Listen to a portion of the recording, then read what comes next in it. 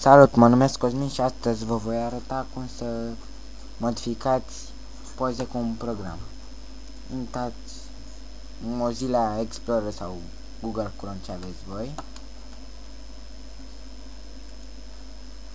Eu intru în Google Chrome că mă apuce mai bine. Să scrieți PZAP, P-I-Z-A-P. Acest program este online, dați prima pagină.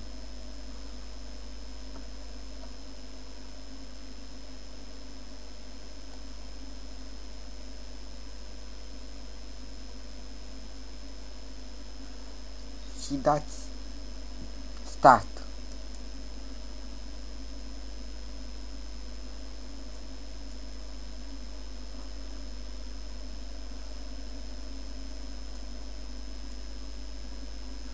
Aici să puneți fond și aici o imagine, dar mie mai mult îmi place cu fond.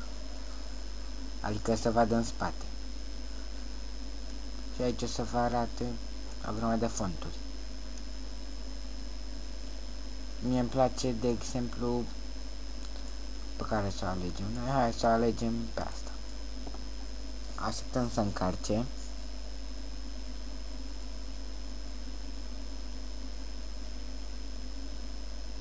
Numai că mie merge calculatorul mai greu.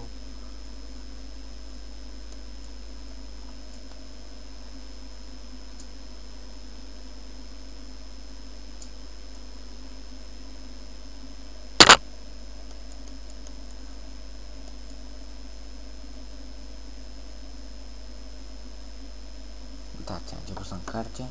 Și de mai să adăugăm poze. Add a photo.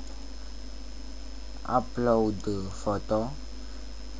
Și vă duceți unde aveți dumneavoastră poze. Adăugăm o poză cu mine. De exemplu asta. Să puneți cum vreți așa. Puteți să faceți așa. Așa. Aici în mijloc este să cutăm. Adică ce vrem noi să decupăm de acolo. Și alegem tot fotografia aceea. Dăm aici. Doar ce vreți să apară în imagine. Faceți cu verde.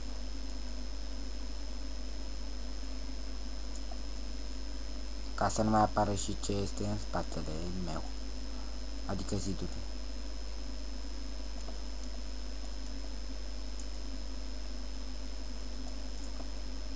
Uitați. Se mișcă mouse-ul. Suntem aici. Eraser. Adică gumă. Să că apărea și zidul.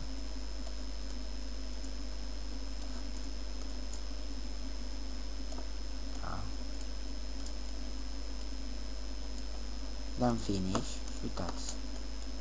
Vezi cât de frumos este? Aici este să adăugați panorame, cum ar veni. Uitați, dăm asta.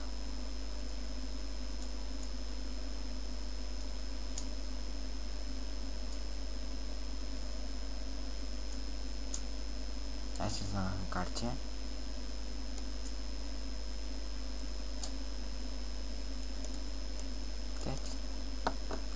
Aici să scrieți un text, să scriem, de exemplu, Cosmin, numele meu, cum să scrie, adică fontul, cum ar veni. Mi-mi place forma asta de, nu știu cum să vă zic, graffiti.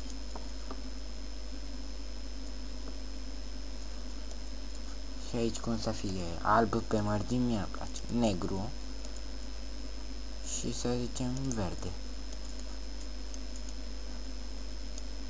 Nu așa, că e prea...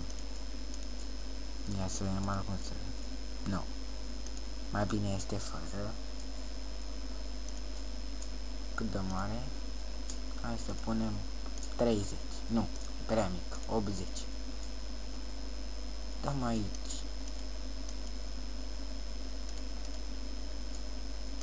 Ok. Și unde vrei să pleci? Aici. Tac. Trebuie să întoarcem. Trebuie să-l strângem. Uitați, vedeți cât de frumos a apărut? Să punem inimioare, ce vreți. Așteptăm să încarce.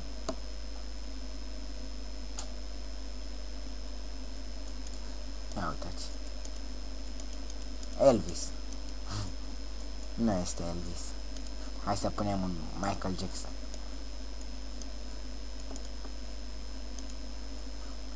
Da, arată prea urât așa. Uitați, aveți o groază, un măr sau o inimioară. Punem mai sus și puteți să adăugați mai multe poze.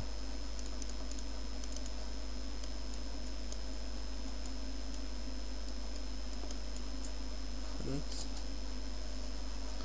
Asta v-am arătat eu astăzi, cum să modificați o poză cu un program. Și dacă vreți să salvați, dăm aici save. Nu, submit, dezbifăm. Sau nu. Dă mai bine download din calculator. Aici este să puneți și pe net poza. Dăm download. Desktop. Salvare. Cancel. Și ieșim. Uitați, este aici. Și ca să nu mai scrie aici sus, puteți să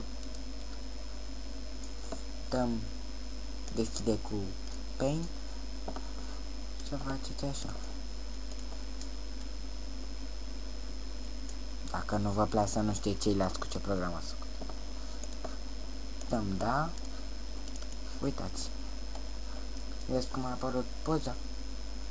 Deci asta v-am arătat eu astăzi. Și poate o să revin și cu alte tutoriale. La revedere!